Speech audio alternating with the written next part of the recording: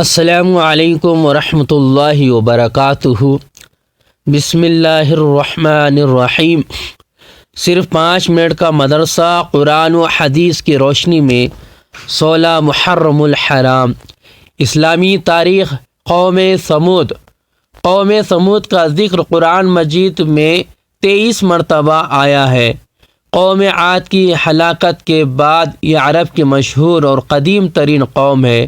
اس کا نسب حضرت نوح علیہ السلام کے بیٹے سام سے ملتا ہے۔ حجاز و شام کے درمیان وادی قرا کے درمیان میں ان کی آبادیاں تھیں، جن کے کھنڈرات و نشانات آج بھی موجود ہیں۔ ان کا دارالحکومت مدینہ طیبہ سے شمال کی طرف مقام حجر میں تھا، جسے اب مدائن صالح کہتے ہیں۔ اس قوم کا زمانہ حضرت ابراہیم علیہ السلام سے پہلے کا ہے۔ یہ اپنے وقت کی مہذب، ترقی یافتہ، طاقتور اور بڑی مالدار قوم تھی۔ پہاڑوں کو تراش کر بڑی بڑی عمارتیں بنانا اور سنگ تراشوں کو بھاری مزدوری دے کر بڑے بڑے بت بنوانا ان کی زندگی کا محبوب مشغلہ تھا۔ ان کے دلوں میں بتوں کی اتنی عقیدت و محبت پیدا ہو گئی تھی کہ اللہ تعالیٰ کو چھوڑ کر انہی کی پوجا کو اپنی نجات کا ذریعہ سمجھنے لگے تھے۔ جب اس قوم کی شرک و بت پرستی حد سے بڑھ گئی تو اللہ تعالیٰ نے ان کی ہدایت اور اصلاح کے لیے حضرت صالح علیہ السلام کو رسول بنا کر بھیجا۔ حضور صلی اللہ علیہ وسلم کا معجزہ، سب سے بڑا معجزہ قرآن ہے۔ قرآن کریم سب سے بڑا معجزہ ہے جو آپ صلی اللہ علیہ وسلم کو دیا گیا۔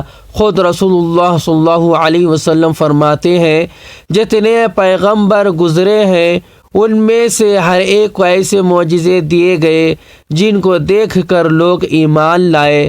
بعد کے زمانے میں ان کا کوئی اثر نہ رہا، اور مجھ کو جو معجزہ اللہ تعالیٰ نے دیا ہے وہ قرآن ہے، جس کو وحی کے ذریعے مجھ پر اتارا ہے۔ اس کا اثر قیامت تک باقی رہے گا، تو مجھے امید ہے کہ قیامت کے دن میرے ماننے والوں کی تعداد دوسرے پیغمبروں کے ماننے والوں سے زیادہ ہوگی انشاءاللہ۔ ایک فرض کے بارے میں، نماز میں قبلے کی طرف رخ کرنا۔ قرآن میں اللہ تعالیٰ فرماتا ہے، تم جہاں کہیں بھی رہو، نماز میں اپنے چہروں کو اسی بیت اللہ شریف کی طرف کیا کرو، یعنی قبلے کی طرف رخ کر کے نماز ادا کرنا فرض ہے۔ ایک سنت کے بارے میں، شام کے وقت کی دعا۔ رسول اللہ صلی اللہ علیہ وسلم شام کے وقت کی دعا پڑھتے تھے، امسینا وامسی الملک للہ والحمد کلہ للہ لا شریک لہ لا الہ الا اللہ والیہ المصیر۔ ترجمہ، ہم نے اور پوری دنیا نے شام کی اللہ تعالیٰ کے لیے، اور تمام تعریف اللہ کے لیے ہے، اس کا کوئی شریک نہیں، اللہ کے سوا کوئی معبود نہیں، اور اسی کی طرف لوٹنا ہے۔ ایک اہم عمل کی فضیلت، آگ بجھانے کی دعا۔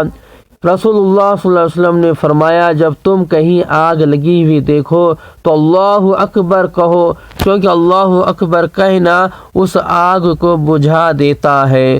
ایک گناہ کے بارے میں، تنگی کے ڈر سے فیملی پلاننگ۔ قرآن میں اللہ تعالیٰ فرماتا ہے، اپنی اولاد کو تنگی کے ڈر سے قتل مت کرو، ہم ان کو بھی رزق دیں گے اور تم کو بھی، بے شک ان کا قتل کرنا بڑا گناہ ہے۔ خلاصہ، معاشی تنگی کے ڈر سے بچوں کو مار ڈالنا یا حمل گرانا یا کوئی تدبیر اختیار کرنا کہ حمل ہی نہ ٹھہرے، یہ سب گناہ اور حرام ہے۔ دنیا کے بارے میں، دنیا کی چیزیں چند روزہ ہیں۔ قرآن میں اللہ تعالیٰ فرماتا ہے، جو کچھ بھی تم کو دیا گیا وہ صرف چند روزہ زندگی کے لیے ہے، اور اس کی رونق ہے، اور جو کچھ اللہ تعالیٰ کے پاس ہے وہ اس سے کہیں زیادہ بہتر اور باقی رہنے والا ہے۔